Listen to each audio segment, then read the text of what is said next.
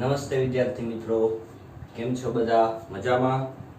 તો વિદ્યાર્થી મિત્રો, આજે આપણે ધોરણ 9 માં વિષય છે આપણો સામાજિક વિજ્ઞાન.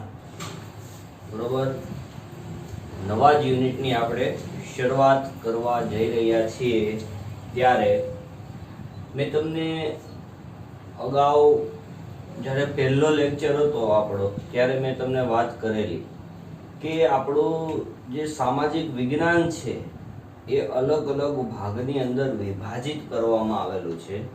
એમાં પહેલો પોઈન્ટ જે હતો એ શેનો હતો? ઇતિહાસનો પોઈન્ટ હતો. શેનો હતો? ઇતિહાસ. એટલે આપણે ઇતિહાસ ભણ્યા. હવે આપણે બંધારણનો એક ભાગ નું એક યુનિટ આપણે લઈશું. એટલે કટકે બધા યુનિટ બધા આવતા, પછી ભૂગોળનું આવે. બરોબર, આ રીતે બધા શું હોય છે? અલગ અલગ બધા યુનિટ હોય છે. તો આજે જે નવા યુનિટની આપણે શરૂઆત કરવા જઈ રહ્યા છીએ તે યુનિટનું નામ છે ભારતના રાજ્ય બંધારણનું ઘડતર. ભારતના રાજ્ય બંધારણ ઘડતર અને તેના લક્ષણો. બરોબર, આ શું છે? આપણું નવું યુનિટ છે અને આ યુનિટ નંબર 8 માં છે.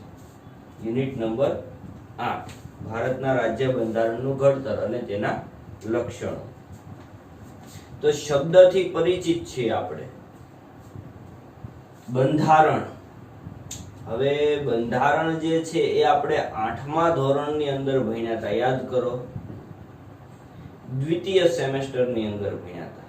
યુનિટ નંબર 4, ભારતનું બંધારણ. બરોબર, દ્વિતીય નહીં, આમ તો પ્રથમ સત્રની અંદર જ આપણે એનો જે અભ્યાસ છે એ આપણે કરી લીધેલો. કારણ કે એમાં શું હતું? એક બંધારણની નાની અમથી વ્યાખ્યા હતી. એમાં ઘડતર પ્રક્રિયાની અંદર નાની અમથી થોડીક વાત કરેલી. બંધારણ ઘડવા માટે કયા કયા વ્યક્તિઓ દ્વારા તૈયાર કરવામાં આવેલું છે, આવા બધા વ્યક્તિઓની વાત કરેલી. અને અમુક જે છે એ 2-3 એના શું દર્શાવેલા? લક્ષણો દર્શાવેલા. એટલે આપણને ખ્યાલ છે, પરંતુ ભૂલાઈ ગયેલું હશે.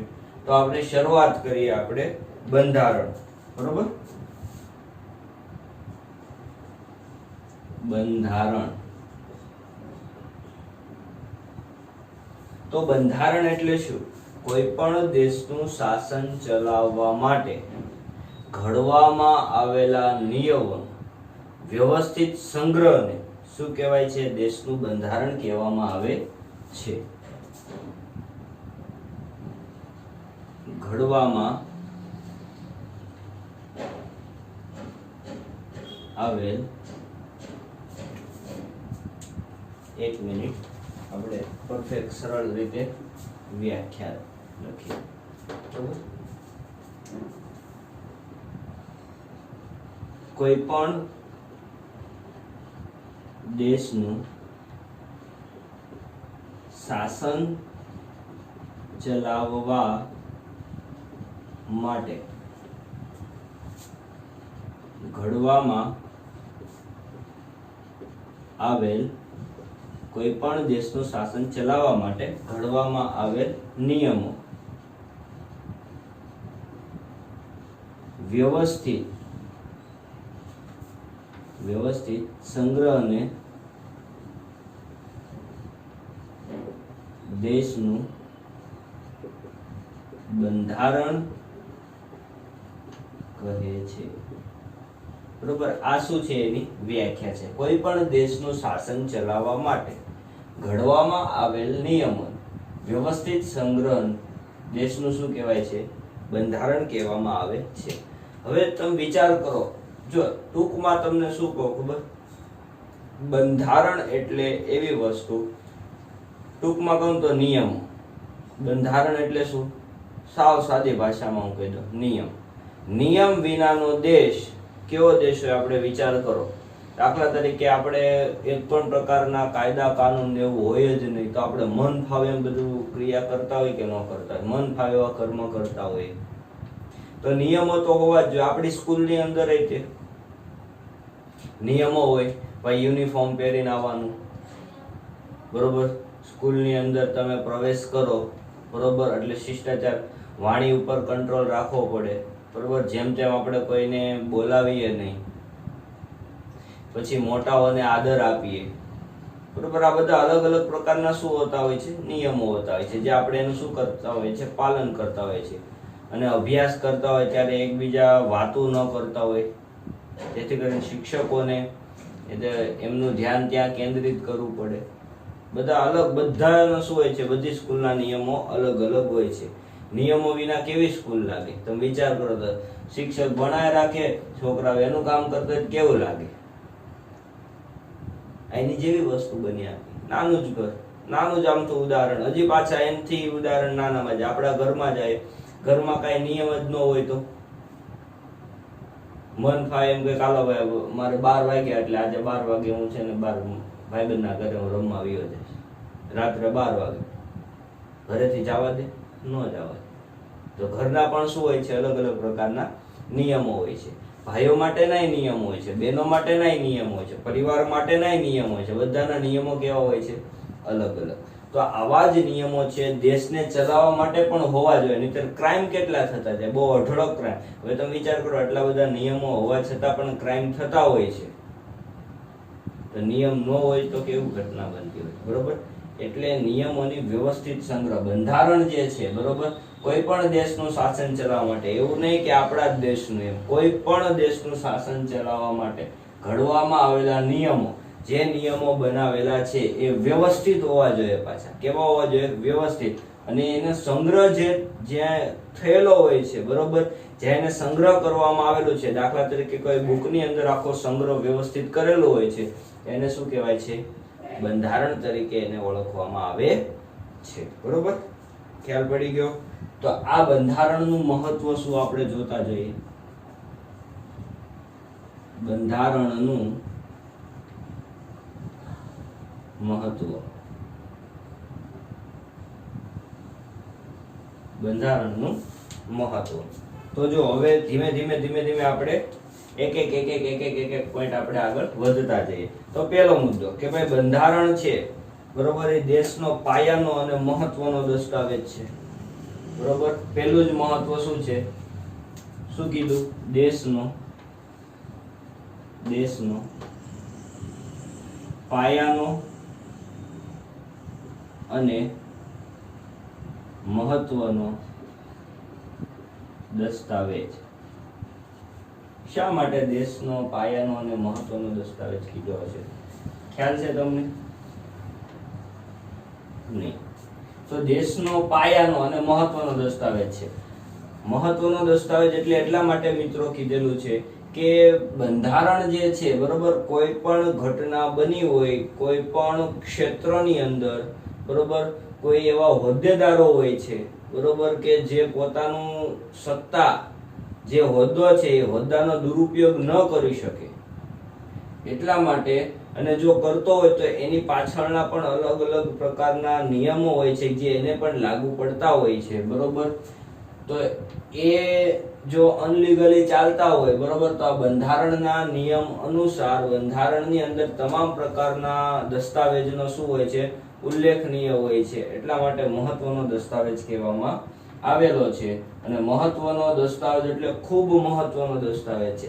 કોઈ પણ હોદ્દેદાર વ્યક્તિ જે છે પોતાના કર્તવ્યનું પાલન પણ ન કરતો હોય તો પણ એને હોદ્દા પરથી શું કરી શકાય છે? દૂર કરી શકાય છે. એટલા માટે શું છે? મહત્વનો દસ્તાવેજ કહેવામાં આવે છે. બીજું કે બંધારણની જોગવાઈઓના આધારે દેશના કાયદાઓ ઘડવામાં આવે છે. બંધારણની જોગવાઈના આધારે દેશના કાયદા ઘડાય છે, બરોબર. જોગવાઈના આધારે શું છે મિત્રો?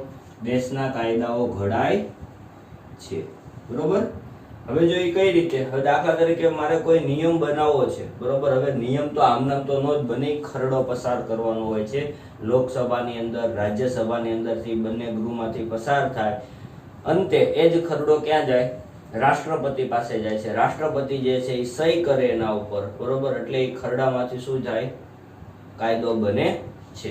પણ આ કાયદો જે છે એ બંધારણને અનુરૂપ હોવો જોઈએ. જો બંધારણને અનુરૂપ ન હોય તો દેશનો સર્વોચ્ચ ન્યાયાધીશ હોય છે, બરોબર, સર્વોચ્ચ અદાલતના ન્યાયાધીશ, બરોબર, એ કાયદો રદ કરવાની સત્તા ધરાવે છે, બરોબર. એટલે શું? કોઈ પણ કાયદાઓ ઘડાય છે, બરોબર. એટલે બંધારણની જોગવાઈનો આધારે દેશના કાયદા ઘડાય છે. બંધારણની જોગવાઈ, બંધારણનો એ આધાર જ હોય છે. જ્યારે ખરડાનું વાંચન થતું હોય છે ને, ત્યારે બીજું વાંચન જે થતું હોય છે ને એ બંધારણીય કલમોને આધારિત હોય છે, બરોબર. તો આ રીતે શું હોય છે, અલગ અલગ પ્રકારની જે કાંઈ કાયદાકીય પ્રોસેસ કે જે કાંઈ ઘટના થતી હોય છે, બરોબર, એ શેને આધીન હોય છે? બંધારણને આધીન જ હોય છે. અને જો બંધારણને આધીન ન હોય, બરોબર, તો એને શું કરી નાખવામાં આવે છે? રદ કરી નાખવામાં આવે છે. અને રદ કરવાની સત્તા જે છે, બરોબર, સર્વોચ્ચ અદાલતના ન્યાયાધીશને પણ છે. અને રાષ્ટ્રપતિને જો ભૂલ લાગે તો રાષ્ટ્રપતિ સંસદની અંદર એ ખરડો પાછો મોકલી શકે છે. એટલે આ બધું આપણને એમ થાય કે આ સરને કેમ એટલું બધું આમાં આવડે? આ બધું આપણે આગળ ભણવાનું જ છે, બરોબર. ખાલી એટલું આપણે યાદ રાખવાનું, દેશનો પાયાનો અને મહત્વનો દસ્તાવેજ છે બંધારણ. બંધારણની જોગવાઈના આધારે દેશના શું બને છે? કાયદા બને છે. આગળ, કાયદાઓ બંધારણને સુસંગત અને જોગવાઈને આધીન હોવા જોઈએ, બરોબર. કાયદાઓ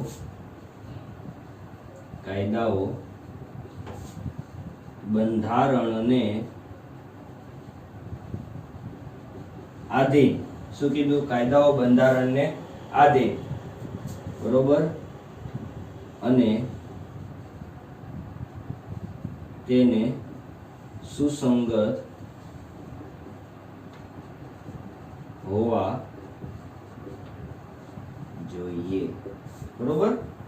કોઈ પણ કાયદો ઘડવામાં આવે એ શેના આધારે હોવો જોઈએ? બંધારણને આધારે હોવો જોઈએ. દાખલા તરીકે નાનું અમથું ઉદાહરણ આપું એટલે તમને ઝડપથી સમજાશે કે ભાઈ દેશને કોઈ કાયદો બનાવવો છે, બરોબર, અને એ કાયદાની અંદર આપણી સ્વતંત્રતા છીનવાઈ જાય છે, હરવા ફરવાની સ્વતંત્રતા છીનવાઈ જાય છે. તો આપણા બંધારણની અંદર એવું લખેલ, આપણને 6 પ્રકારની અલગ અલગ શું આપેલી છે? સ્વતંત્રતા આપવામાં આવેલી છે. આ જે સ્વતંત્રતા આપેલી છે એને આધીન એ કાયદો જે બનાવે છે, અને જો એવો કાયદો બનેલો હોય કે ભાઈ સ્વતંત્રતા છીનવાઈ જાય તો એ કાયદો શું થાય છે? રદ થાય છે, બરોબર. એટલે બંધારણની અંદર ચોખ્ખું લખેલું કે વ્યક્તિની સ્વતંત્રતા છીનવાવી જોઈએ નહીં. આવા અલગ અલગ પ્રકારના કાયદાઓ જે છે એ બંધારણને આધીન અને તેને સુસંગત હોવા જોઈએ, મિત્રો, બરોબર. આગળ વધીએ.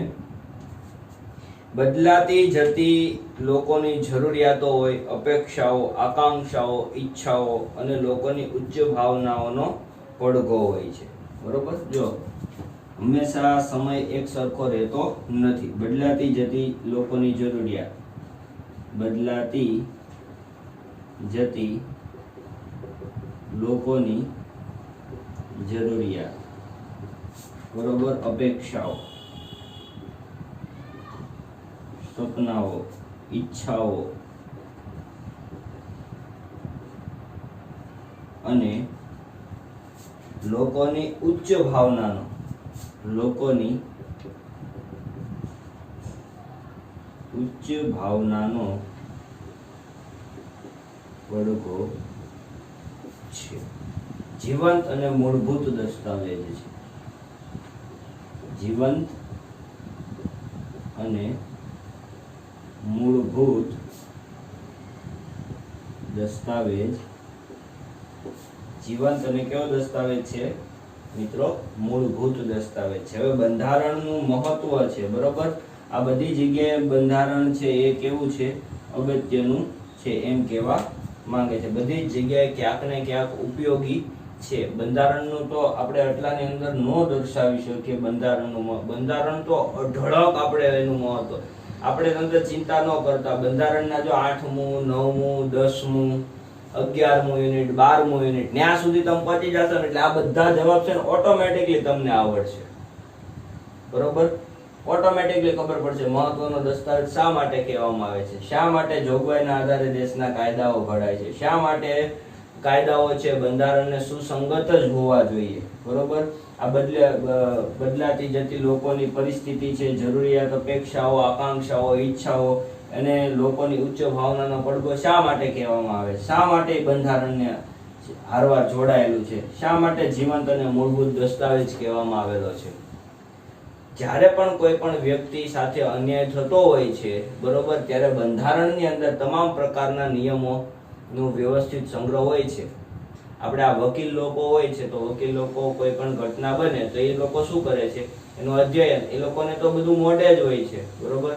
પણ આપણી જે કાંઈ સ્વતંત્રતા છે એ છીનવાઈ ન જાય, આપણને જે હકો આપેલા છે એ આપણા છીનવાઈ જવા જોઈએ નહીં. એને આધીન જ હંમેશા કાયદાઓ ઘડાવા જોઈએ. બરોબર? આ હતું બંધારણનું મહત્વ. તો હવે આગળ વધીએ. હવે આવે છે બંધારણની ઘડતર પ્રક્રિયા. બંધારણની ઘડતર પ્રક્રિયા.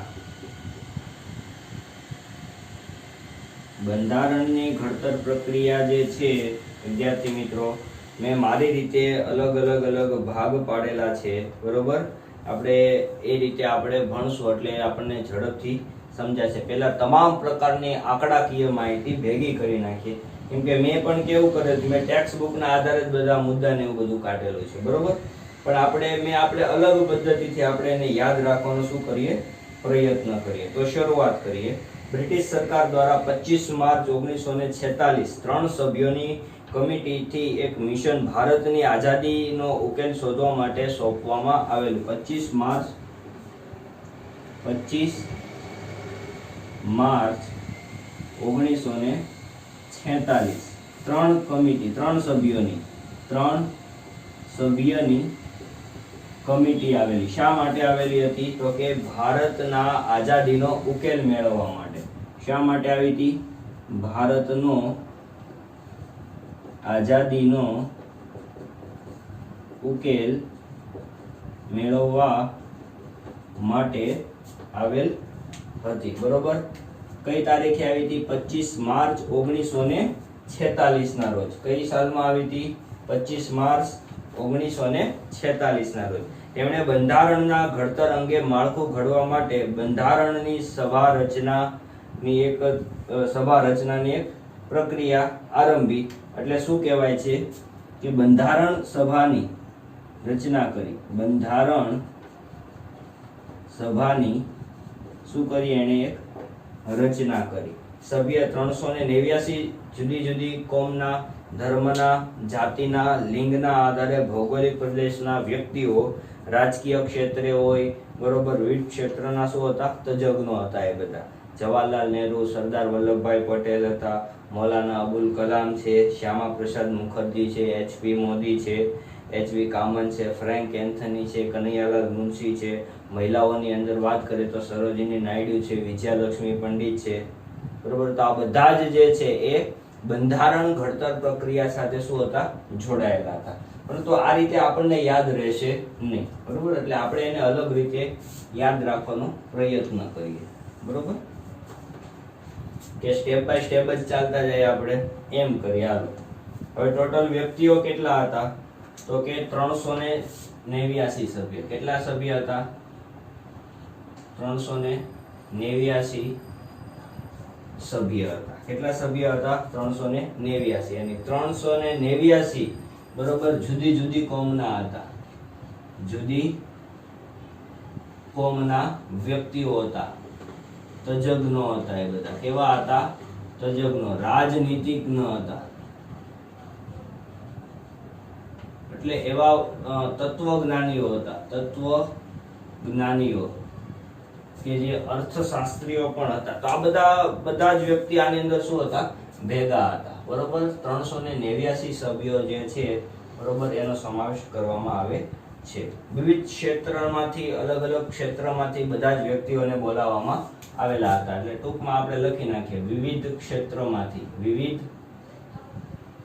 ક્ષેત્રના તજજ્ઞ, બરોબર. એટલે આપણને ખ્યાલ રહે કે ભાઈ કોઈ પણ ક્ષેત્ર હોય, બધા ક્ષેત્રોમાંથી અલગ અલગ જે સારા સારા વ્યક્તિઓ જે બુદ્ધિશાળી છે, તર્કવિદો છે, તત્વજ્ઞાનીઓ છે, બરોબર, કે જે બહુ લાંબુ વિચારી શકે એવા વ્યક્તિઓ છે, બરોબર. તો આ બધાને ભેગા કરવામાં આવ્યા હતા અને એવા જ વ્યક્તિઓનો સમાવેશ કરેલો હતો. આગળ વાત કરીએ તો હવે સભ્ય કેટલા હતા, બરોબર. હવે સભ્ય લખીએ. શું લખીએ? સભ્ય. આપણે અલગ દર્શાય તો છે ને આપણને આમ મજા આવશે, આમ લખેલું હોય ને આમ સભ્ય, બરોબર. તો સભ્યની અંદર કોણ કોણ હતું? પેલું જવાહરલાલ નહેરુ, બરોબર. જવાહરલાલ, બરોબર. પ્રતિનિધિત્વ બધા અલગ અલગ પ્રકારના હતા. Sardar Patel,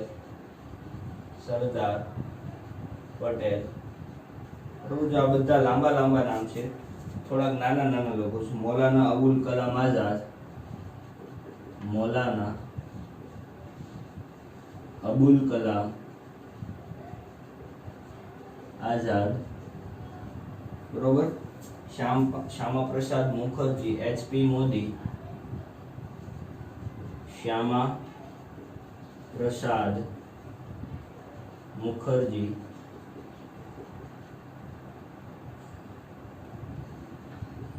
HP Modi, Shyama Prasad Mukherjee, HP Modi. Frank Anthony,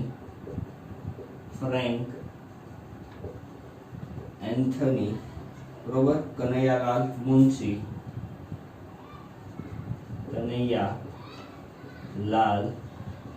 Munshi, હા, આ બધા એ સાહિત્યકારો પણ આની અંદર જોડાયેલા જ હતા બધા. પછી કૃષ્ણ સ્વામી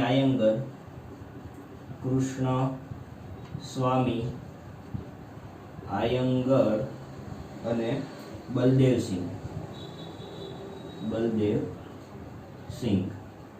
પછી આ સભ્ય જે છે બધા કેવા હતા? પુરુષમાં. હવે મહિલા સભ્ય લઈએ. મહિલા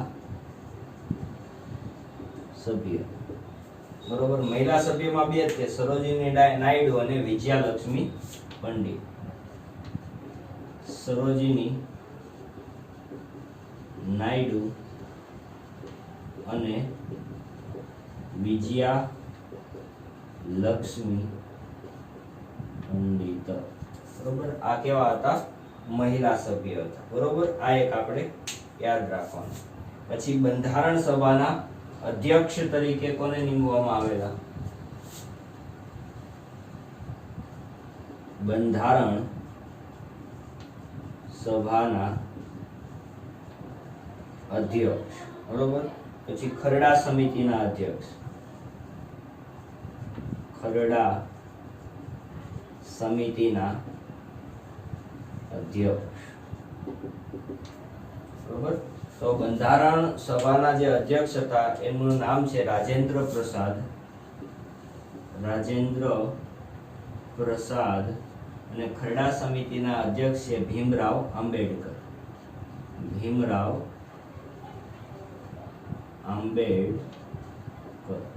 બરોબર. તો આ બંને કેવા હતા? સભ્ય હતા, અધ્યક્ષ હતા. એક હતા બંધારણ સભાના અધ્યક્ષ અને એક ખરડા સમિતિના અધ્યક્ષ. ખરડા સમિતિના એટલે અધ્યક્ષ એટલે શું? તો કે કોઈ પણ નિયમ બનાવવો છે, બરોબર, એ નિયમ બનાવવા માટે ખરડો પસાર કરવાનો હોય છે, એના અધ્યક્ષ, બરોબર, એક સમિતિ બનાવેલી હોય, એના અધ્યક્ષ છે એ કોણ હતા? ભીમરાવ આંબેડકર, બરોબર. હવે અલગ અલગ પ્રકાર જે છે એ આપણે અહીંયા પાડતા જઈએ. આ બધા જ તમારા કેવા છે? વન લાઇનર છે, યાદ રાખતા જજો, બરોબર. પહેલું કામગીરી ક્યારથી શરૂ થઈ? કામગીરી, બરોબર. પછી પસાર, આ બધા પ્રશ્ન પહેલા લખી નાખે, પછી ઝડપથી એને સોલ્વ કરીએ. પસાર, પછી એનો અમલ, પછી સમય ગાળો, પછી બેઠકો, બરોબર. પછી અનુચ્છેદ એટલે કલમોનું શું કહેવાય? અનુચ્છેદ. પછી પરિશિષ્ટ,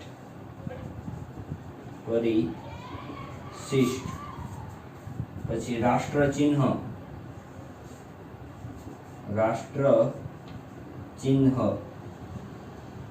અને રાષ્ટ્ર સૂત્ર. બરોબર, આ બધાના જવાબ ઝડપથી આપણે લખી નાખીએ. તો પહેલું હાલો કામગીરી ક્યાંથી શરૂઆત થઈ હતી? તો કે 9 ડિસેમ્બર 1946. 25 માર્ચ 1946 એ 3 સભ્ય આવેલા અને 9 ડિસેમ્બર થી શું થઈ ગઈ? શરૂઆત થઈ ગઈ. 9 ડિસેમ્બર 1946 થી શરૂ. કામગીરી કેવી થઈ ગઈ? શરૂ થઈ ગઈ. બરોબર, પછી આખું જે છે એ બંધારણ કમ્પ્લીટ થઈ ગયું. બરોબર, અને બધાએ પરમિશન તો આપવી પડે. એ પસાર થયું કહેવાય. શું કહેવાય? પસાર થયું. એ ક્યારે પસાર થયું? તો 26 જાન્યુઆરી 1949 માં શું થયું હતું? પસાર થયું હતું. એ પણ કેવું? સર્વાનુમતે. એટલે બધાએ સર્વએ શું આપ્યું? એને પરમિશન આપી. બરોબર, અને અમલ ક્યારે આવ્યો? તો કે 26 જાન્યુઆરી 1950 થી શું થઈ ગયો એનો અમલ? એટલે આપણે એને રિપબ્લિક ડે તરીકે આપણે ઉજવીએ છીએ ને 26મી જાન્યુઆરી. શા માટે ઉજવીએ છીએ? આપણું ભારતનું જે છે બંધારણ બની ગયું. બનવાની શરૂઆત ક્યારે થઈ? 9 ડિસેમ્બર 1946 બની ગયું અને બધાએ રજા આપી. ક્યારે આપી? 26 જાન્યુઆરી 1949 માં. અને અમલ ક્યારે થયો? 26 જાન્યુઆરી 1950 માં. સમયગાળો કેટલો હતો એનો?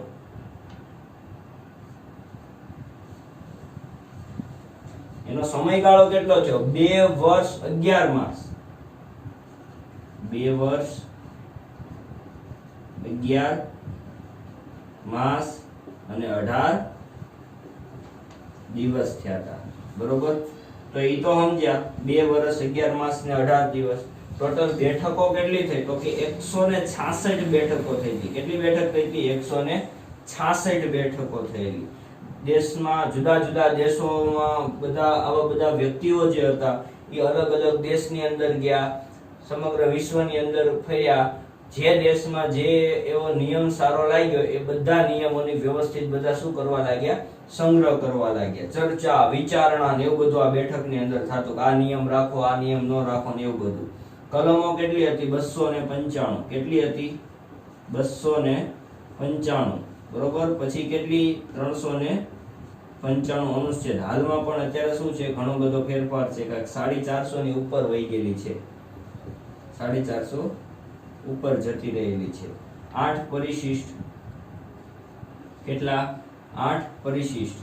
સુધારો થયેલો છે. બરોબર, 9 પરિશિષ્ટો થયેલા અને એમાં પણ શું છે? સુધારો થયેલો છે. કાયદાનું સ્વરૂપ અપાયેલું અલગ અલગ પ્રકાર. રાષ્ટ્ર ચિહ્ન શું છે આપણું? 4 સિંહોની મુખાકૃતિ. 4 સિંહોની મુખાકૃતિ. એરા નો કરીએ તો આમને આપણે સરસ જ લાગે. બરોબર, 4 સિંહની મુખાકૃતિ. નથી આપણે પોલીસ વાળાને તમે જોયા હોય તો 3 સિંહ દેખાતા હોય ને પછી પોલીસ વાળા એમ કે ચોથા શેર કોણ? તો કે મેં. એની જેમ. બરોબર, એટલે આ રીતે. રાષ્ટ્રસૂત્ર શું છે આપણું? સત્યમેવ જયતે. સત્યમેવ જયતે. આ બધાને શું કરવામાં? ઘોષિત કરવામાં આવેલું હતું. બરોબર, તો આ હતું આપણું ભારતનું બંધારણ. એટલે ભારતનું બંધારણ વિશ્વનું સૌથી મોટું, વિસ્તૃત અને લેખિત દસ્તાવેજ થયો. ભારતનું બંધારણ